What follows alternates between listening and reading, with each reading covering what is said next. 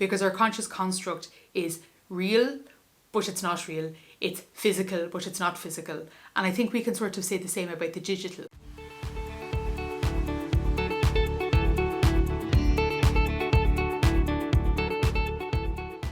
When it comes to, bringing a facilitator into your life and world, whether that's in, physically somebody who you're meeting and working with, or if that's somebody digitally, and there's so much going on within the digital world right now. And there can be such a lack of a certain sort of contact that happens when we're not actually in person together. So when it's not actually person to person, you are relying on the assumption that you feel the attunement of that which is being transferred. And there's value in that, but there can also be hardships and difficulties. So if something is being shared, it will just take this medium as an example. If something has been shared with a certain intention, but if you're not around physically, and you're certainly not physically in my presence in this particular moment, to feel the essence, that human essence that we kind of share with each other, I suppose you're just relying on the assumption that you're picking up accurately my meaning.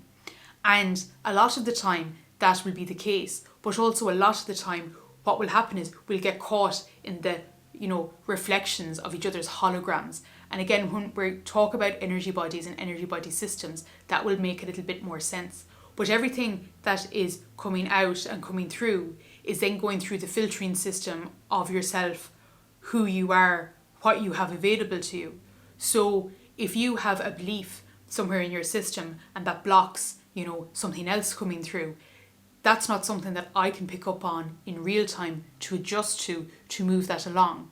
So it's just highlighting that while the digital is fantastic, and I really think that the digital is a manifestation of our conscious construct, because our conscious construct is real, but it's not real. It's physical, but it's not physical. And I think we can sort of say the same about the digital.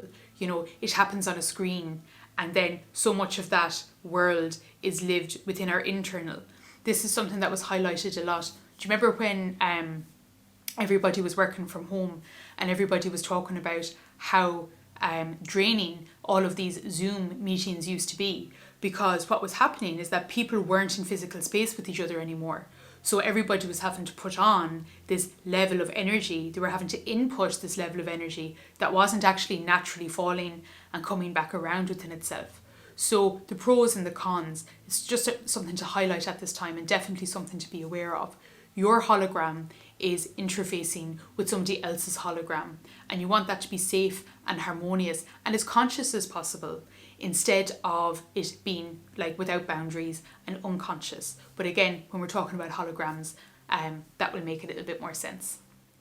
The final thing that I would say is that when we are working with others, when we are working with facilitators, practitioners, teachers, way showers, whatever phraseology you're used to and comfortable with, what happens is we don't just take on, and I know I mentioned this briefly in another video, we don't just take on the facade of what they're showing and showcasing.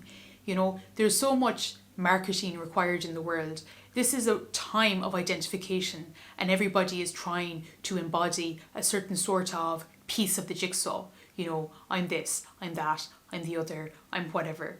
And that, alignment, if you are trying to attain a certain thing, if you have a particular aim that you want to achieve, you're going to go to somebody that embodies or perceivably embodies that which you want to be.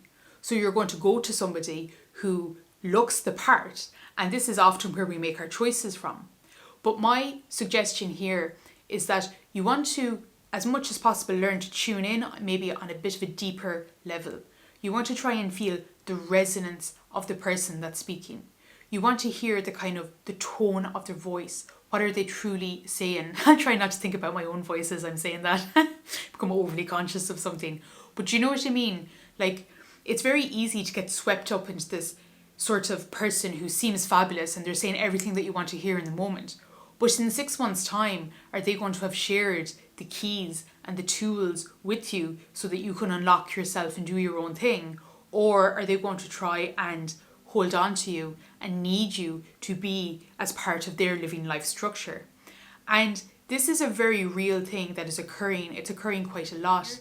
So it's definitely something to be highlighting. And I suppose there's layers, there's layers of people, there's layers of intention. There's going to be an absolute smash up of everything going on at the moment.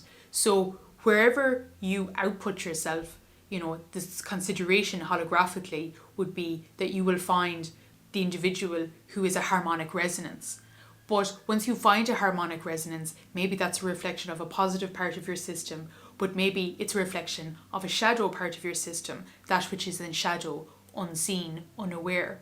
And that's how we can come back into wholeness. Like, this doesn't have to be wrong or a problem. This is just the world, and we're all like bottles in the ocean, and we're bobbing along, and we're looking for certain bottles of a certain colour or whatever. And we come across a coloured bottle and we're like, oh, that's what I was looking for. Well, this will be fine. And then this is the experience of life. Like, this is a huge part of the journey. And there's no reasonable way for anybody to say that it's wrong or that it shouldn't happen. But I suppose my purpose within these couple of videos is to just make the request to, tune in your radio a little bit more keenly. Where you give your time, your consideration, your space is, first of all, a massive resource. And second of all, it's so personal and important. The places that you go with somebody, they're going to be very intimate. When you're talking about life, the movement of life, it's almost like sometimes, you wear a cloak for a while to show you a way, but then you want to be able to take that cloak off and put on your own. This is the co-creation of everything. And it's the co-creation of us here together. And I think it's important to actually open up what spirituality really is. Spirituality is having access to your own practice in life. And your practice is that which road of self that you align to, that you feel comfortable with. It is an externalization of yourself, and it allows you to blend in to you. And people can find this in many different ways. Like I heard recently, people find their spirituality in their family. They find it in their creativity. They find it in their job and in their work. It doesn't really matter how people align and find themselves in tune with life, with the flow, and with the movement of creation, because these are very natural drives within us as humans. It's the difference between us and all other species on the planet, and there's that specialness, whatever you want to define that as, whether it's, consciousness, being conscious, being able to make decisions, having our free will to decide and make choices as opposed to just being reactionary based off our instincts. There is something available to us that is available, as far as we currently know, nowhere else.